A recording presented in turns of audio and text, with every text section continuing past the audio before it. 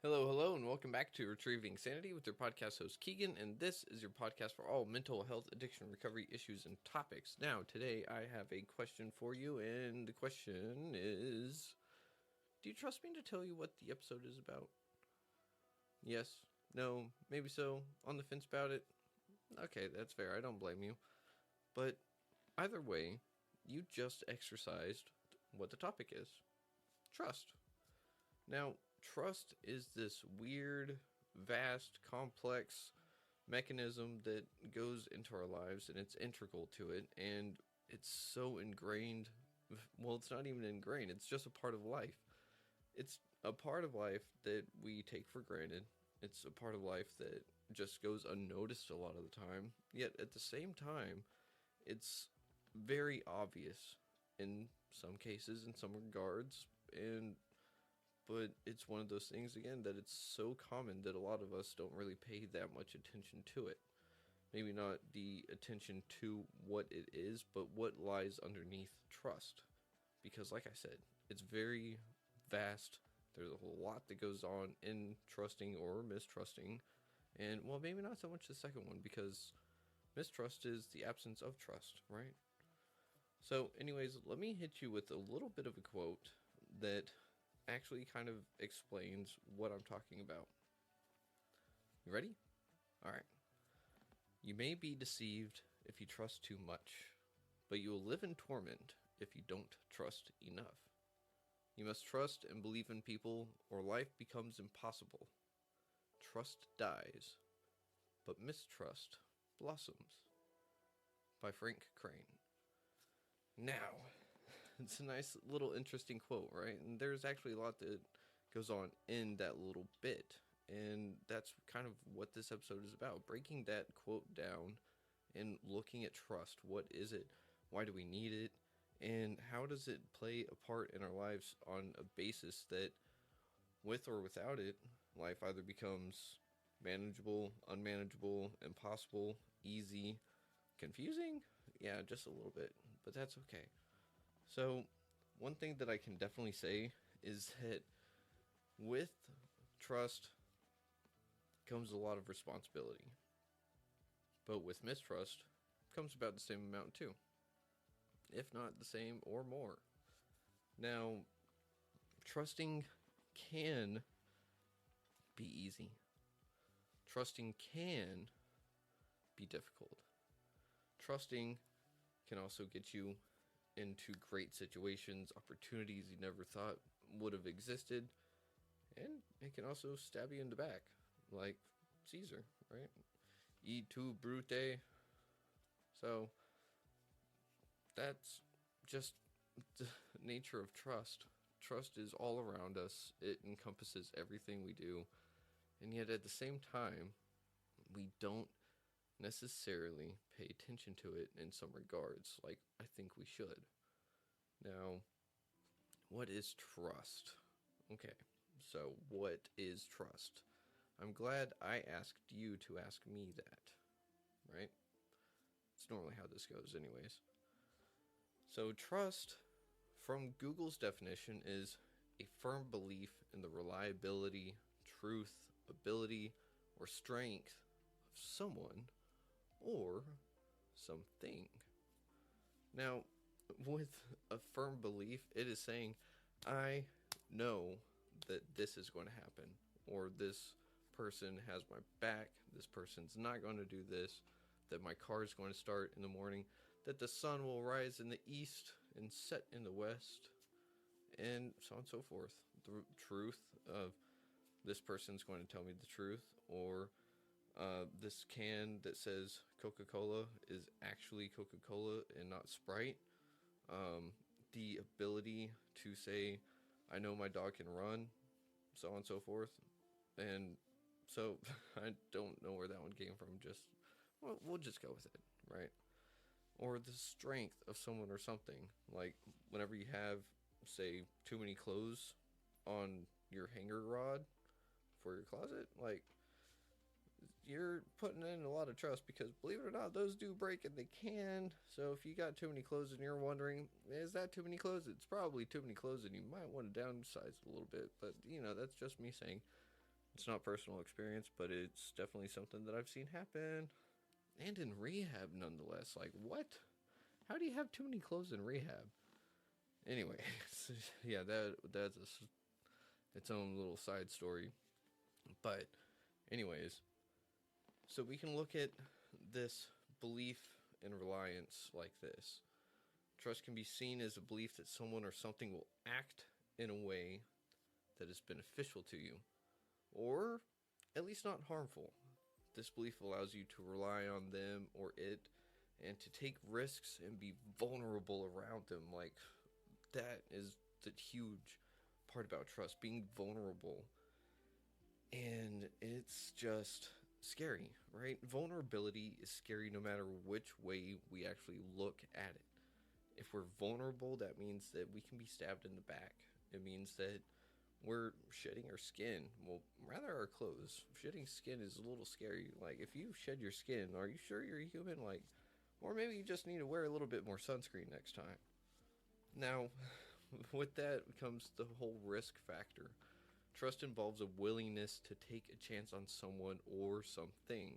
So, for instance, if you just took a risk of, say, you had $10 left and you need gas, but you see that jackpot, that Mega Millions, it's just looking at you and you're like, I got 10 chances.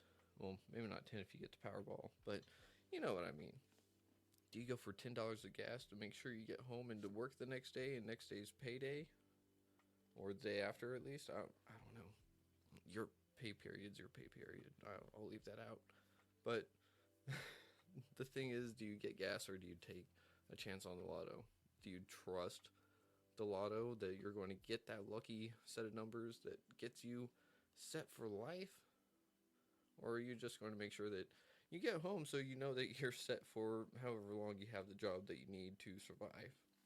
I mean, but then also goes the fact that, do you trust that you have enough money to get enough gas to do everything with just $10? Because, gas prices are expensive nowadays. So, with risk, you open up yourself to the possibility that you could be let down. But that's the thing. With the possibility of being let down, you can only build that much stronger of a relationship whenever it actually doesn't let you down. Weird how that works, right? It's one of those, with every down, there's an up, and with every up, there's some kind of down. And oddly enough, with trust, it's kind of like the higher you go up, the less mistrust goes down. Weird. But, it's one of those things. It just happens. It's part of life. Just roll with it. It's okay. You'll be alright. Now, here's one of the things about trust in relationships, though. You can't absolutely 100% trust that you'll never be let down in a relationship. Why? Because we're humans, and no one is perfect. No one is going to be able to sit there and fulfill every single thing 100% of the time. If you set that bar way up high, like, way high, perfection, if you set it to perfection, it's never going to happen, my friend. And that's what sucks, because we know we want to do that, but if we set it to perfection, it's not going to ever get to perfection, because perfection doesn't exist. I've said it before, perfection maybe is death. And even then, it's not perfect, because we revive people all the time nowadays. And we can even just hold death off by keeping people on life support. Death is, well, kind of permanent depending on what your belief system is. But even it's not perfect in all rights and sense nowadays. So, no one is perfect. And if you hold this expectation of trusting someone to maintain a perfection, you're going to get let down. And I've been over expectations before. Expectations are how we destroy trust. It's how we build resentments. It's how we just absolutely destroy everything around us whenever we hold expectations to a certain degree that cannot be met. And trusting that someone is going to meet those expectations will get you not necessarily let down or burnt or anything like that, but definitely leads the way to building resentment because they weren't perfect. So that's the thing. With trust, it has to be, well, reachable, first of all. These expectations, if you want to call them that, they have to be realistic. And that's the thing, is that no one is straight out of a book, and I don't know about you, but truth is stranger than fiction in many ways. So that person, if you have your expectations here, they exceed them. Holy crap. Like, that's winning the lottery, my friend. That's how you feel like you won the lottery. So, let's look at something in the dimensions of trust, especially whenever it comes to relationships. Integrity. Okay, this one's a big one, right? Integrity is something that everyone should have. Not everyone does, and that's where discernment comes into play whenever we're looking at trust. Either we're trusting that this is going to be the case, this is who this person is, right? So with integrity, it's how someone is whenever there's no one else around. So, perfect example. Are you going to Vegas anytime soon? Do you got any plans? You don't got plans? You're just going to go with the flow? Okay, well, what's that flow going to bring you? What are you going to do with that flow? Are you married? Engaged? Are you getting married in Vegas? Did you not plan on getting married in Vegas even though you're already engaged? And the person that you're marrying is not the person you're engaged to? Or, like, I don't know, like, seriously, take your pick, because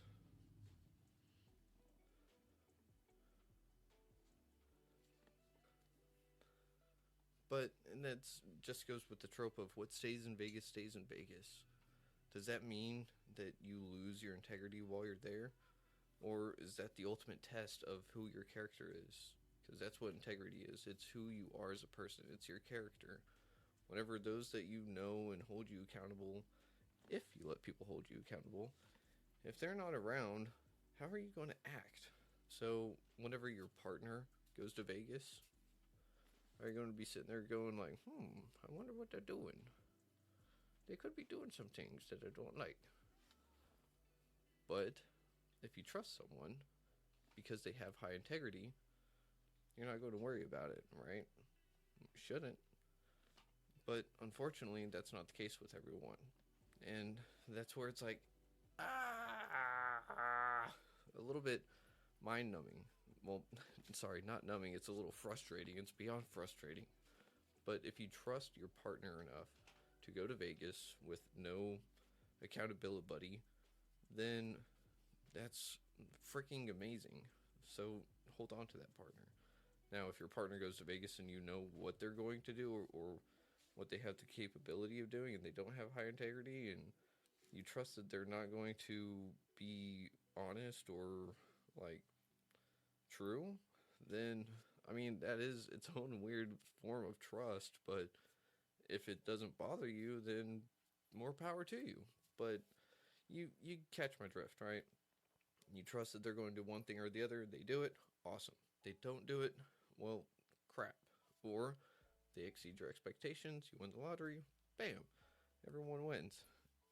Unless that person has low integrity and then they do the things that you were trusting they wouldn't do, and so on and so forth, and then trust dies, mistrust blossoms, and from then on, mistrust becomes the leading factor in things, because betrayal is one of those things that absolutely will kill a relationship. And that can be with yourself, with others, coworkers. So take your pick. Now let's jump down to dependability. This goes right in line with the integrity factor. But dependability is, say, going to Vegas, and you're going there for a business meeting. Like, I'm not sure what business meetings actually happen in Vegas, but I've heard that they happen, and I don't know if it's just an excuse to go to Vegas, but I don't know. I haven't really done that, so I can only speak from personal experience in hypothetical situations. So, now, saying you're going to Vegas for a business meeting, are you going to go there and get plastered and just go balls to the wall and lose everything, throw everything away for maybe a night of fun? Or, and by fun, fun with exclamation, quotation marks around it, because it's probably not going to end up being fun if you have to deal with bad consequences. So, with that comes the whole thing of integrity. The integrity builds upon the dependability, of which is inherent in the trust, and then it just goes right into the competence factor. Now, going to Vegas for a business trip, your partner now is trusting that you have high integrity, that you're dependable with your integrity, and that you're competent with your integrity. And so you're going to be sitting there going for a business trip, and you're not going to do heinous things. You're going to go to Vegas for a business meeting, and you're going to do your business meeting, and that's what you said you're going to do. And then competence, you go to the Vegas business meeting, and you ace it, and next thing you know, your company's stocks are rising, and life just gets great. You get that bonus you've always been looking for the past 15 years. And next thing you know, life is just fantastic because someone trusted you and you had high integrity, dependability, and competence values because you rolled really well on your character sheet. Or you just built it up after a lot of hard learned lessons and experience. So, how do we build trust? How? Well, it's easy. You just start. Like with anything and everything, if you don't start, it's never going to happen because nothing just materializes out of nothing. If it did, that would be really weird. And a lot of scientists would have a lot of questions for you that even I would be like, can I get in on that? I think that would be really cool to like hop in and figure out how nothing came from nothing. I mean, how something came from nothing, because the science that we know says that that doesn't happen. Now, if we start with trusting someone, good job. You started, in fact, listening to this podcast. You're trusting that I'm going to be bringing you some, hopefully, quality content that you find enjoyable and you can actually get something out of and say, have I trusted enough today? Have I mistrusted today? Do I owe someone some trust that I took away from them because of something silly? I don't know. That's for you to decide. I'm just here to present the information that I've fidangled with my brain. I don't know if that's the right way to put all that, but we're just going to go on with the first thing we can do is active listening. Now, I know I have headphones on, but the thing is, I'm actively listening to myself, so I'm trusting that whatever I'm saying and all that is captured on the audio recording and video recording in a sense that everything comes out the way that I need it to do.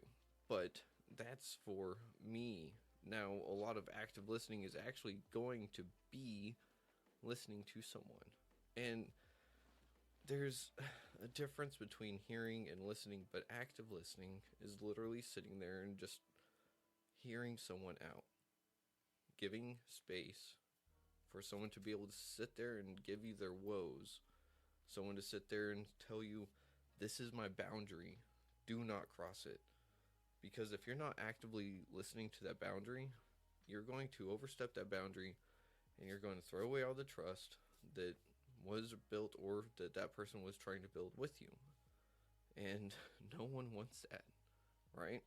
So if you're not actively listening, you're going to instantly destroy trust, create mistrust, and maybe just lose whatever potential thing was going on there in the first place. Now, with active listening, it's easy to sit there and go, yeah, got it, because that's what social conditioning has done to us. And we're not here to be social constructs that sit there and just are worker bees all the time. If we're in worker bee mode whenever it comes to interpersonal relationships, I'm sorry, but it's just not going to work. The only time that works is at work. And working that kind of work is not necessarily going to work whenever you want it to work with other people on the outside of work. You follow me? So you have to actively listen. And I know it sounds kind of silly, but it is a technique, it is a skill, and it's one that not a lot of people have. So if you actually find someone that actively listens to you, you can probably trust that person a lot more than, say, the person that just goes, yeah. And you just asked them to take out the trash 2 minutes ago, and they're like, yeah. You know, we've all been there, though. Some days the brain just decides to go, white noise. And I mean, that's not always our fault, but sometimes it's just part of having ADHD, maybe autism, and so on and so forth. Sometimes the brain just doesn't want to process it. It's not that we're not trying, it's just that sometimes, but that's one of the things. If you have one of those mental illnesses, quote unquote, that sit there and make it hard to process information, sometimes it's not that we're not actively listening, it's that we can't. And so if you have a partner that understands that, and y'all have this communication open and available, then that's great, because y'all can both trust that not everything is always going to be caught. And then that leads to a little bit of leeway and so on and so forth. But it's not an excuse either. Now, after active listening, we have consistency. Now, consistency is, well, it's like how things feel.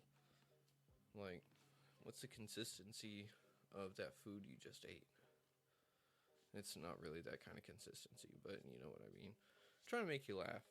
Ha ha ha ha. Right? Just have a little laugh. Get a little chuckle. Or you can sit there and facepalm too, because that's totally fine. A lot of people do it whenever I make quote unquote jokes. But consistency is being able to do the same thing repeatedly. So if you're actively listening all the time, and you do it whenever your partner asks you to actively listen, then that is building consistency, and time and consistency build trust. Now, this is because, yes, you can start to inherently trust someone just because you met them. And then, like me, I'll trust someone, and then they either prove to me that they deserve more trust or they deserve less trust. And one of those ways that I sit there is to say, this person has consistently done good. They deserve more from me. That way that we can both benefit from this relationship, right? No matter what it is. But if I can sit there and go, this person consistently lets me down, does this towards me, and it's negative, so on and so forth, that person deserves less trust, and I trust them with less and less and less. So time and consistency build trust. It is absolutely key, and I can't say that enough. Consistency will build trust faster than anything else, but the inconsistencies will quickly make it disappear almost just as fast, if not faster. One of the things with consistency, though, is that it's not always going to be perfect.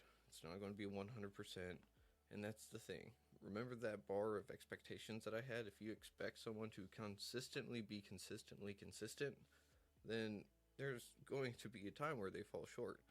Kind of like me. Someone can sit there and say something while I'm actively listening, and my brain just doesn't process it. And sometimes I go, and then I realize I answered a question with an affirmative whenever really I didn't catch it, and now I'm in trouble because I was like, and I was asked to take out the trash 2 minutes ago, and I was just like, Or sometimes I'm sitting there and it just is like, I've heard it, but my brain just isn't doing the thing that it needs to do. But the thing is, the difference would be that I'm consistently trying to actively listen.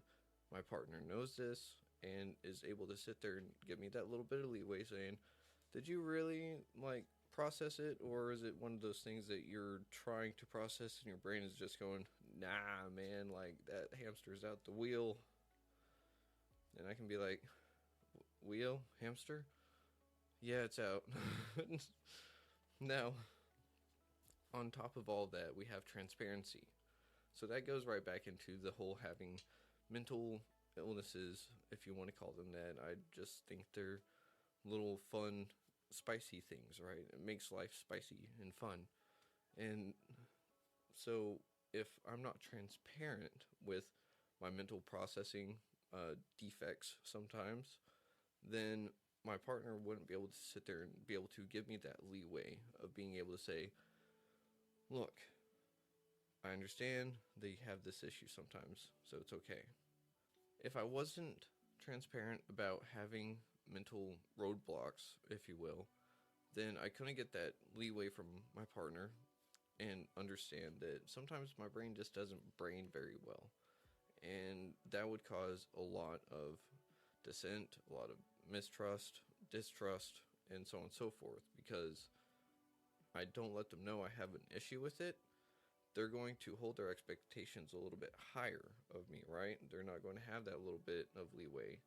And so transparency is key whenever it comes to trust, because then let's say you go to Vegas for your business meeting, and are you going to be transparent? Like, yeah, I messed up. I spent $5,000 playing blackjack, and then it's going to be like, was it just $5,000? Like, were you sober? Like, a lot of questions come into that, right? So maybe you messed up on your integrity by playing blackjack.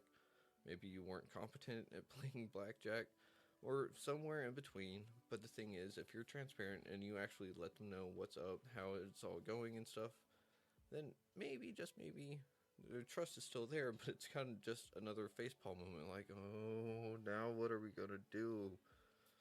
We were planning to buy a yacht with that $5,000. I don't have that kind of money. I don't know if that's what people do with that kind of money. But there we go with reliability. If I'm reliable, if I'm transparent, consistent, and practice active listening, then there's going to be trust built. Now, that's the thing. If someone can rely on me to do things for them, first of all, I have to be actively listening. I have to be consistent with the things that they ask me, and I have to be transparent about any mistakes that I may make along the way, because I'm human. I'm going to make mistakes, right? Not perfect. If I'm perfect, then I'm probably dead, and even then, knowing me, I'd be the first zombie. That'd be a little ironic. I've looked forward to the zombie apocalypse the whole time. If I were patient zero, I'd be a little let down. Would I? Now that I think about it.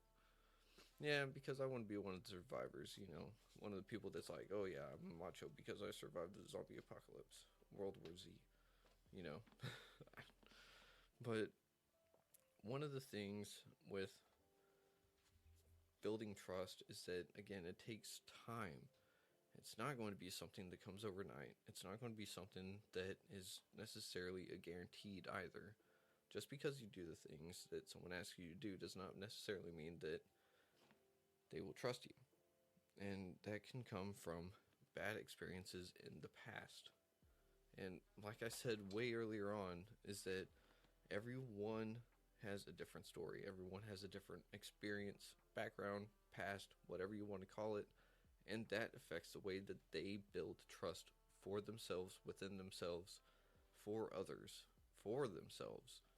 And we can't sit there and just go, look, I'm trying. Why don't you trust me?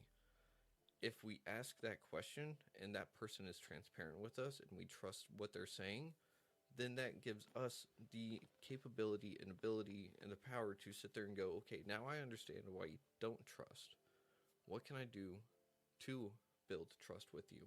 And bam, that's going to actually start building trust with that person.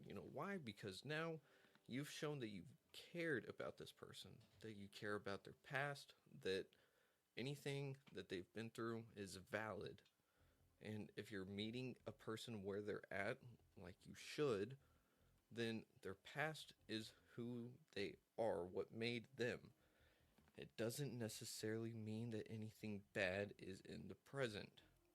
If anything, they're working on healing themselves, so work with them. So, if you can work with them, that's just going to open up a whole bunch of avenues, and by all means, it's going to get that trust that you're looking for. But if you're not willing to work with someone and meet them where they're at and what they've been through, and understand that people build trust differently, then it's just not going to happen.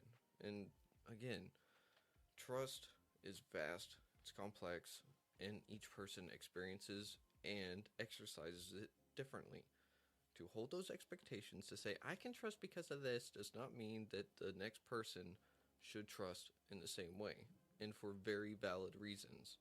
If they say they can't trust because of a past experience, do not belittle them, do not shame them, and do not treat them any different. The thing is, that's their past, that's who they are. What you need to do as a person, what I need to do as a person, whenever I come across those scenarios, is sit there and say, I hear you, that's valid, and I'm going to respect it, and I want to work with you so that I can build that trust. So, what can I do to help? It's not hard. It's really not. Maybe some of the things that they ask are difficult, but you sit there and be transparent and show that you're willing to build that trust goes a very, very long way. If you don't do this, you will not build trust. And in fact, you might just build mistrust towards that person because you didn't have the ability to sit there and go, I'm looking in the here and the now. I'm not focused on the past. Anyways.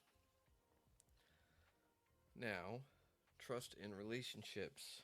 It's a big one, right? That's kind of where we already were. That's kind of where we've been. That's kind of where most of us are going to sit there and exercise trust or mistrust. And no one likes the mistrust aspect. Trust me. No pun intended. Now, friends and family are one of those that we're going to have this wide variety of, actually, you know what? Any of these is going to have a wide variety of trust, mistrust, trust again, mistrust because I trusted again whenever I knew I shouldn't because of past experiences with this person and they're consistently doing the things that I ask them to not do, so on and so forth, blah, blah, blah, blah, blah. Sorry, I'm not trying to be Count Dracula in that one movie. Blah, blah, blah, blah, blah.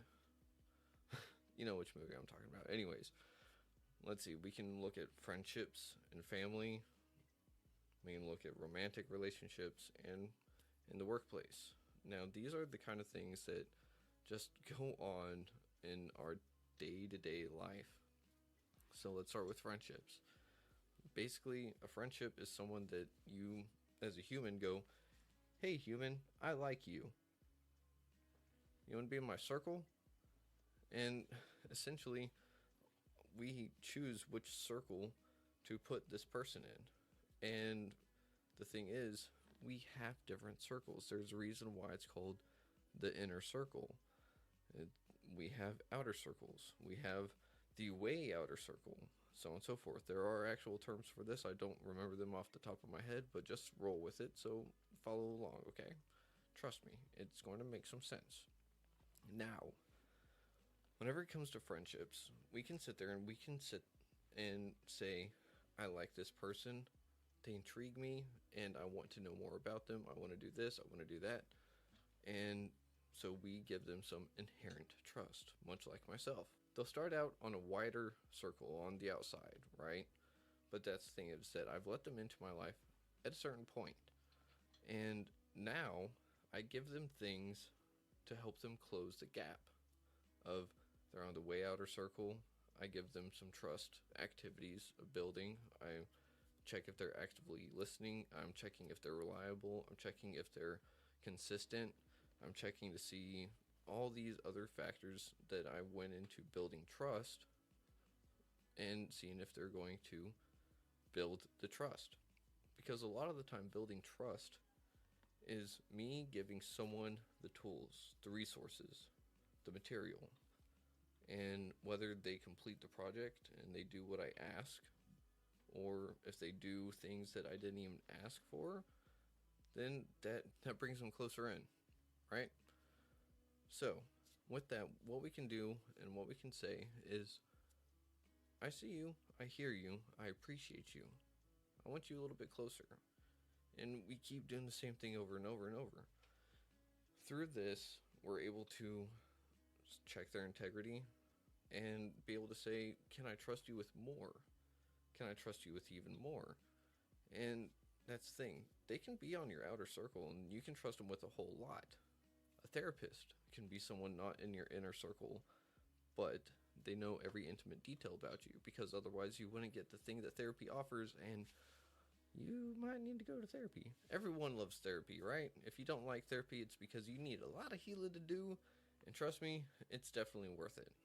It's not necessarily fun in the moment, but tears are healing, and if you don't leave a little sad, and, well, you shouldn't really be sad afterwards. You should leave feeling a little bit lighter, right? If you're not doing that, then you're just leaving like, I can't believe my therapist told me this.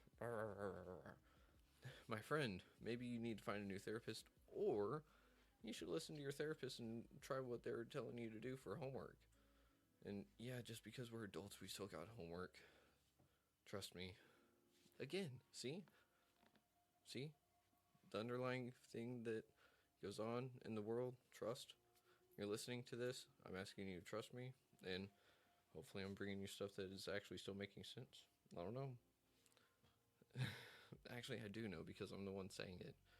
Trust me.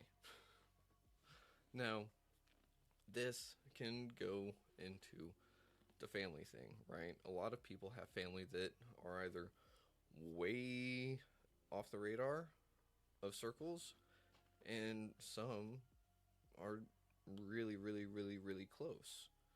And then you have some families where it's like, this side of the family is way over here, this side of the family is real close, or you can say the whole as a family is like, you cherry pick, like, all right, you're in the inner circle, you're in the inner circle, you're in the inner circle, so on and so forth.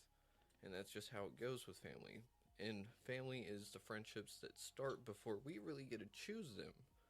But just because they're family doesn't mean they need to be in your inner circle. There's an old saying that goes, the blood of the covenant is thicker than the water of the womb. What it means is that the relationships that you choose to build are going to be the ones that are stronger and the ones that are there for you. Just because someone is family does not mean that you need to keep someone toxic in your life just because they're family. I don't care the relationship. If they're toxic for you, if they're bad for you, if they are consistently inconsistent, if they are consistently breaking your trust, hurting you, doing things that no one should, especially if they're in your inner circle, you don't need that. So I'm just saying, if you need a reality check, the friends and family that you choose are for you. They're there for a reason. Just because you were born into a family does not mean anything. What it means is that it's just some of the things that you have to deal with growing up, which can cause a lot of healing along the way, a lot of trauma along the way, and that's why, are they good? Are they bad? Are they in? Or are they out? So, trust in the workplace, let's look at that real quick. We all have that one coworker. We all have that one boss. Well, maybe just one boss. Some people have multiple bosses because, like the hierarchy of like being bosshood. So we're going to look at it this way. If Greg in accounting is sitting there and he has your report for some reason, why does he have your report? Does he present it? Or let's say that he's the one going to the Vegas trip, right? Greg is going to deliver your report because you couldn't make it because your partner didn't trust you. Interesting how that would work. Now, are you going to trust Greg to sit there and present everything the best way possible to make you look good? Well, I sure hope so. Or is Greg going to sit there, go and get plastered, spend $5,000 that you gave them $5,000 for a Vegas work trip that's all paid expenses and everything. So, like, yeah, no reason your partner didn't let you go, right? So, we can just see how this correlates to everything. In some senses, coworkers are a form of friend and family, and that's why some people have a work family, and some people like to say, well, we're a family here. Sometimes those places are the ones that are like, no, we're totally not, dude. And then you have the mom and pop shops that are like, yeah, this is a family and I love being here. Or I love going to the store because they treat me like family. That's the difference. And coworkers, you're going to see them probably every day. And that's why you can either build really strong relationships or really small ones. And it all also goes back to trust. Do you trust that this person's going to do their job? Because it is a team effort whenever you're in a workplace environment. So whenever you need to be working on something, if you have your set project and someone else has theirs, then at the end of the result, if it relies on both of you to do your job well, then hopefully you can trust that other person to do their job well. Let's look back at high school. All right, it's a group project. Pick your group and work. Okay, well, I don't know about you, but being that one that was always like, well, I'm the last in the group, and sometimes I'm the one that did the majority of the work. Yay, right? We all know that feel. We can't really trust. Well, see, we can trust that we can't trust. Again, strange little concept of how all that trusting works. Now, with that being said, let's look at something real quick. Trust and technology. Now, online trust is one of those things that we've had to come about and learn to deal with, and it's difficult because it's online. We don't have this face-to-face interaction.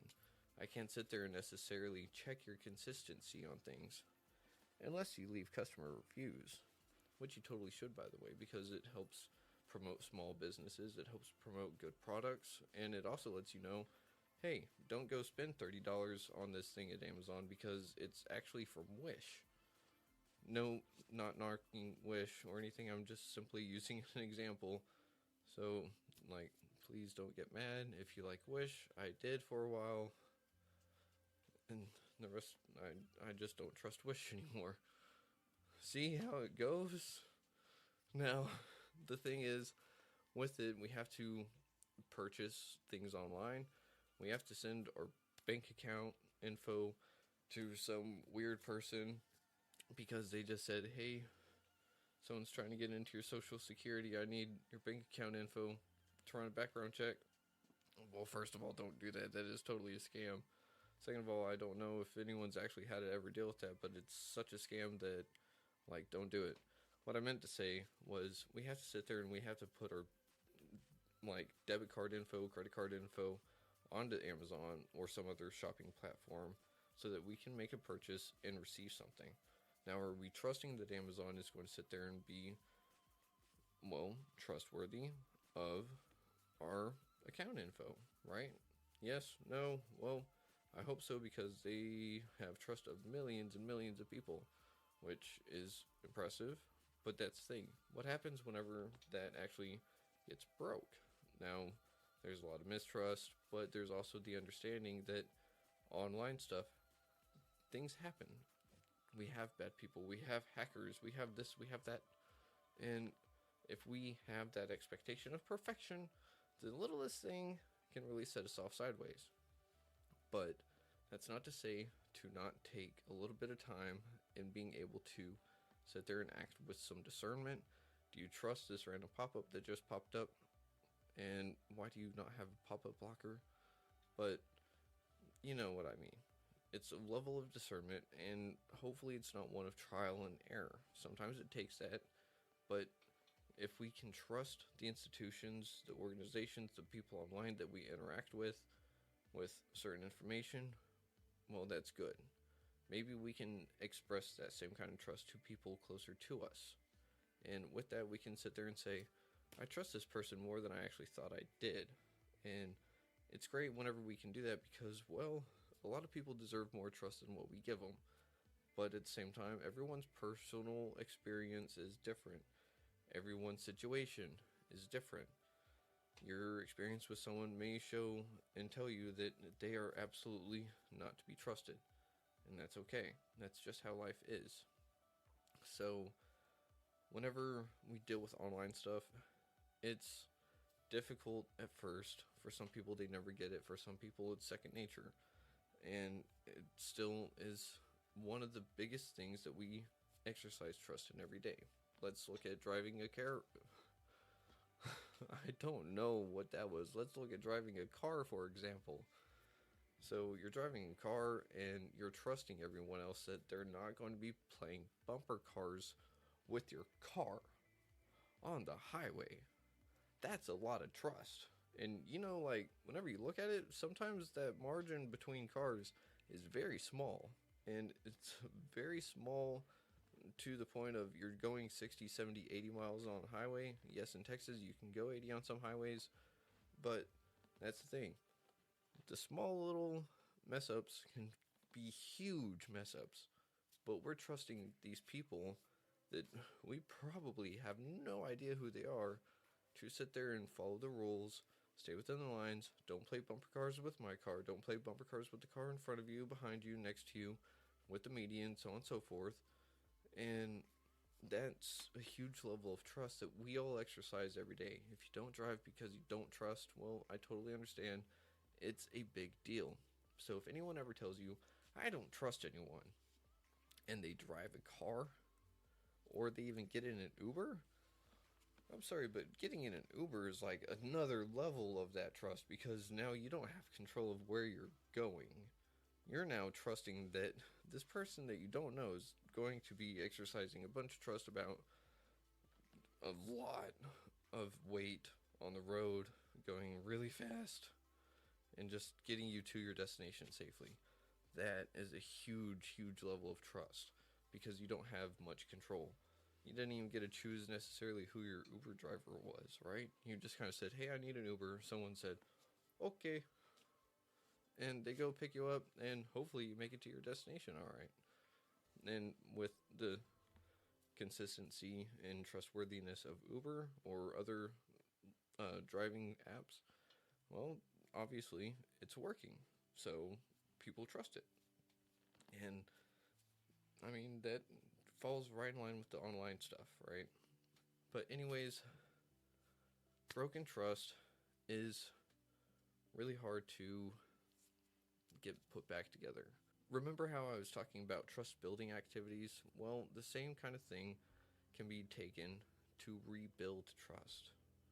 Now, I'm not going to say that it is going to happen. Remember, everyone's past experiences, situations, so on and so forth are entirely different. How I break trust with someone does not necessarily mean I reverse those actions and I get that trust back. In fact, I probably have to do more things than what I originally messed up on, and that's okay. The thing is that I have to be willing to be able to take that step, to be able to go, I messed up, I broke your trust, what can I do to repair it?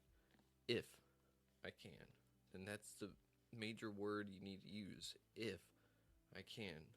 Because that's giving the person the option of saying, I can trust you eventually, I can't. And that's fair, because I probably did something that, if I broke their trust, and they had a lot in me, if I break that ultimate level of trust, what reason should they forgive me? What reason should they allow me to rebuild trust? It takes a lot more trust on that person's part to be able to trust again.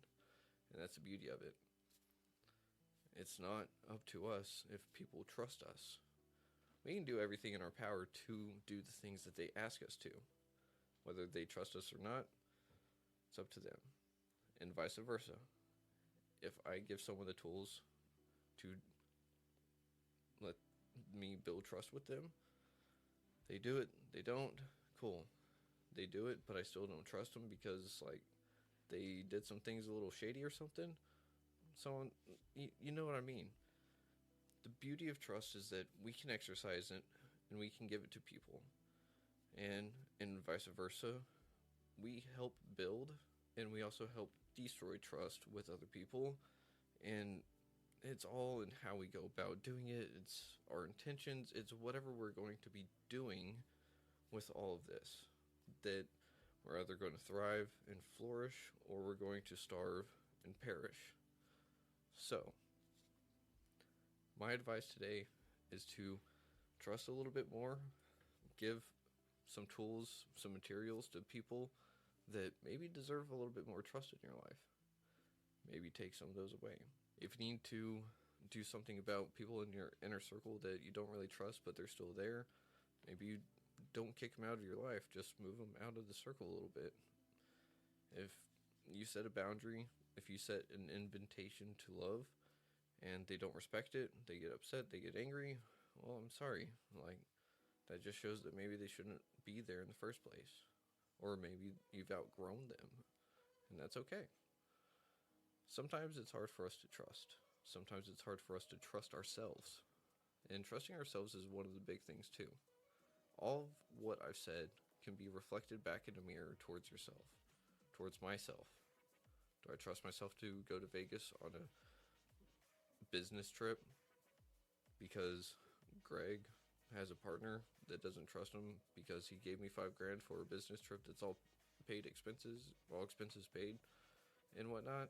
Like, so do I go there and present the best presentation that I can? Do I go and spend the $5,000? Do I invest it?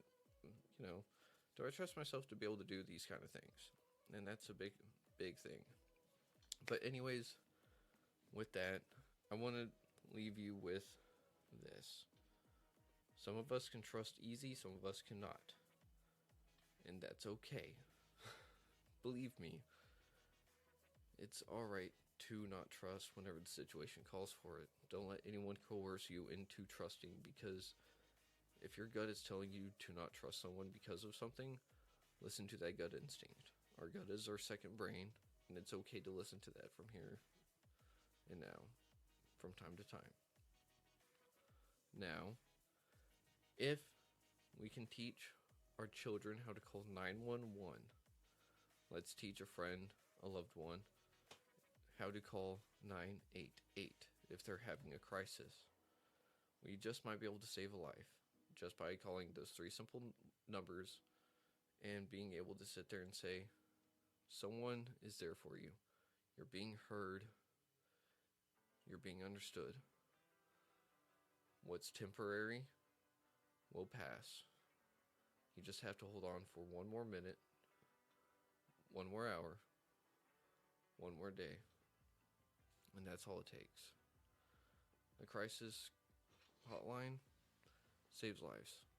So, again, that number is 988. And it's okay to not be okay. Doesn't mean you have to end it all just because you're not okay for 5 minutes. Believe me.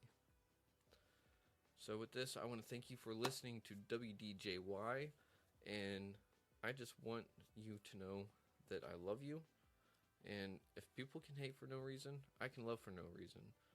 So I can't thank you enough for listening. I hope that you check out Retrieving Sanity on Facebook. Go to retrievingsanity.com.